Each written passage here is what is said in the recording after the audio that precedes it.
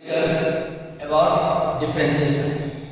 तो जैसा कि लास्ट क्लास में हम डिफरेंशिएशन का रूल पढ़ रहे थे, इसका रूल क्या होगा उसी को आगे बढ़ाते हुए हम लोग नेक्स्ट रूल को देखते हैं।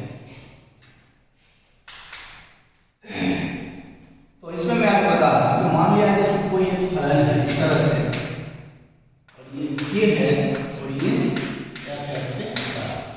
अब ध्यान दीजिए y पर क्या है f है गुना क्या है k। तो ये रूल ये बोलता है जब आप इसका अवकलन करोगे तो k का अवकलन नहीं करना है, ठीक। इसका अवकलन करना है सिर्फ फलन का अवकलन होगा और k जो है सिर्फ सेपरेट होगा, इस साइड करते हैं।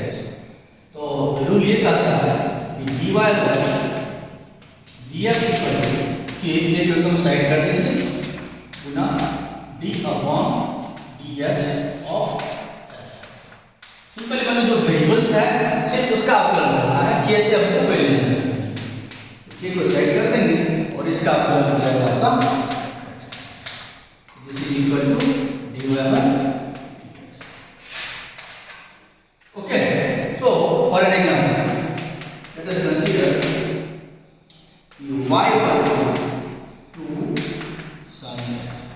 ठीक है, आप क्या करना है, y equal to sin x है, आपको dy बाय dx निकालना है। क्या करेंगे इसमें, dy बाय dx दो को साइड कर देंगे और डिफरेंशिएशन किसका करना है आपको, सिर्फ sin x का डिफरेंशिएशन करना है। तो आपका आंसर हो जाएगा 2 और sin x हो जाएगा cos x। ओके, जैसे कि नेक्स्ट एग्जांपल है y का मान लिया है 3f की पावर 7। ओके, तो जब आप इसका अवकलन करोगे तो dy बाय dx 3 को साइड कर देंगे और अवकलन करना है आपको सिर्फ x पावर 7 का। जैसा कि हम लोग जानते हैं 3 इसका अवकलन करें तो 7 x पावर 6 हो जाएगा 21 x power 6। This is dy by dx। Okay, so in the same way let's consider y equal to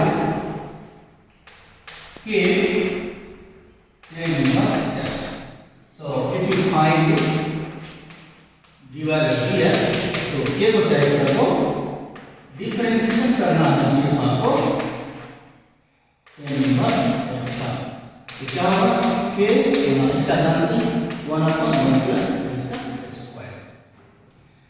okay, ठीक है। इसके बाद मैं आपको थर्ड रूल, इसके अगला रूल सिखाता हूं। जैसा कि मैंने आपको बताया था u इनटू v, तो ये इनटू v रूल क्या था, दो डिफरेंट फलन क्या था आपस में गुना से रिलेटेड था, मल्टीप्लाई क्या हुआ था। तो वैसे केस में हमने क्या किया था, एक को क्या दूसरा कांस्टेंट रखा, फिर दूसरा क्या पहला कांस्टेंट रखा। तो आप सोचो अगर दो ने होकर तीन फंक्शन आपस में, तीन डिफरेंट फंक्शन यदि आपस में गुना है, मल्टीप्लाई जुड़ा हुआ है, तो इसको कैसे आप अवकलन करोगे। मान लो y इक्वल टू होता है fx into dx into hx। ये तीन फलन आपस में गुना है। अब क्या करना है, dy by dx निकालना है। dy by dx होगा कैसे, किसी एक को कीजिए और दो को कांस्टेंट रखिए। तो मान लो पहले मैं ऐसा करता हूं, ये हो गया fx और रेस्ट दो है उसको आप सेम निकाल दीजिए, कोई चेंज नहीं। ठीक, प्लस आप इसका करना है तो ये दोनों कांस्टेंट रहेगा। तो आपको हो जाएगा fx d upon dx dx into hx। फिर होगा आपका fx dx into d upon dx of hx। तो इस तरह से आपका हो जाएगा dy by dx equal to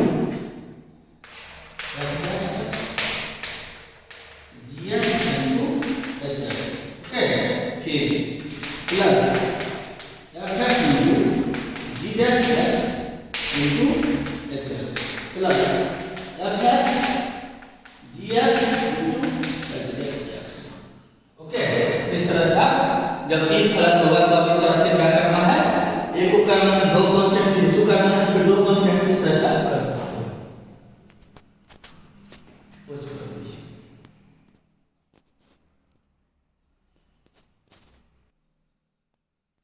कितना मिनट शुरू। ओके, तो इस पर मैं एक एग्जांपल दिखाता हूं आपको। Let's consider y equal to x sin x log x। Okay, fine dy by dx। तो क्या होगा देखिए इसमें आपका dy बाय dx बराबर हो जाएगा d upon dx of x और sin x into log x cancel कर दीजिए plus x into d upon dx of sin x और log x फिर plus x sin x d upon dx of log x। तो इस तरह से आपका हो जाएगा dy by dx x sin का cos और log x का 1 बाय x प्लस x इस x का तो 1 हो गया sin x और log x plus x sin x और log x का 1 by x x cos x sorry हम इसलिए हो गया अपना x cos x और log x। तो इस तरह से आप जो है तीन फलन अगर होगा इस तरह से आप कर सकते हैं। चलिए देखिए एक एग्जांपल में कुछ डिफरेंट टाइप का मैं आपको सिखा रहा हूँ अभी जो हमने रूल सीखा है। Let us consider y equal to x mod x। Okay, so fine dy by dx।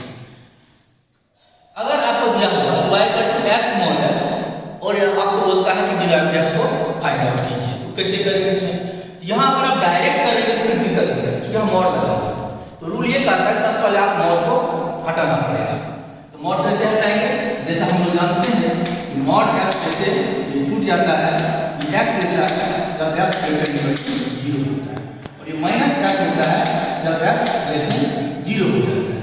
Okay, तो इस तरह से आपका जो फलन हो जाएगा y इक्वल टू ये होगा x स्क्वायर तब जब x ग्रेटर देन 0, ये हो जाएगा माइनस ऑफ x स्क्वायर जब x ग्रेटर देन 0। ओके, अब आप इसके बाद क्या करेंगे? क्योंकि आपका फंक्शन क्लियर हो गया, मतलब मॉड हट गया, इसके बाद आप डिफरेंशिएट कर देंगे।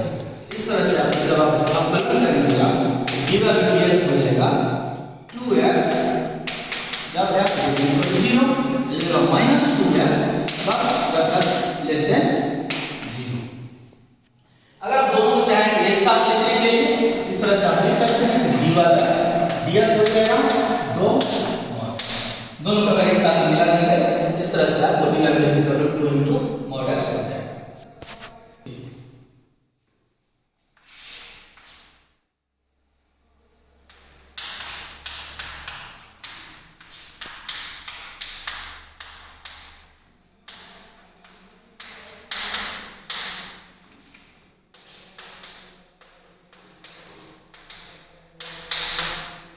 तो इसके बाद हम लोग डिस्कस करने जा रहे हैं डिफरेंशिएशन और पैरामीट्रिक फंक्शन कि पैरामीट्रिक फंक्शन का आप डिफरेंशिएशन कैसे करोगे।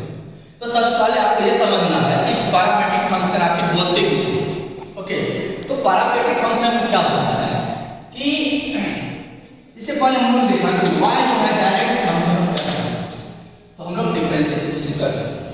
लेकिन पैरामीट्रिक फॉर्म में क्या होगा कि इस तरह से y as a function of x नहीं दिया हुआ है, x किसी और वेरिएबल का फंक्शन होगा और y भी किसी और वेरिएबल फंक्शन का, दोनों कॉमन वेरिएबल, दोनों अलग अलग वेरिएबल्स का नहीं होगा। लेट्स कंसीडर कि मान लीजिए x आपका फलन है f of t, okay, and y जो हो जाएगा ये फलन है g ऑफ t। अब ध्यान दीजिए x का फलन है f ऑफ t और y किसका है g ऑफ t। ओके, तो इस तरह पैरामीट्रिक, तो ऐसे फलन को क्या बोलते हैं हम लोग? Parametric function. क्या हो जाता है? पैरामीट्रिक फंक्शन, जहां पर t is called पैरामीटर। ये क्या बोलते हैं? पैरामीटर। ओके, जैसे कि आप मैं थोड़ा समझा रहा हूं पैरामीटर क्या होता है।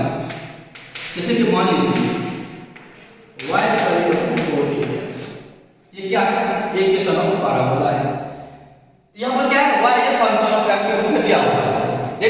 पैरामीट्रिक फॉर्म में लिखोगे तो इसी को लिखते हैं हम लोग x बराबर 280, x बराबर 80 स्क्वायर एंड y बराबर 280।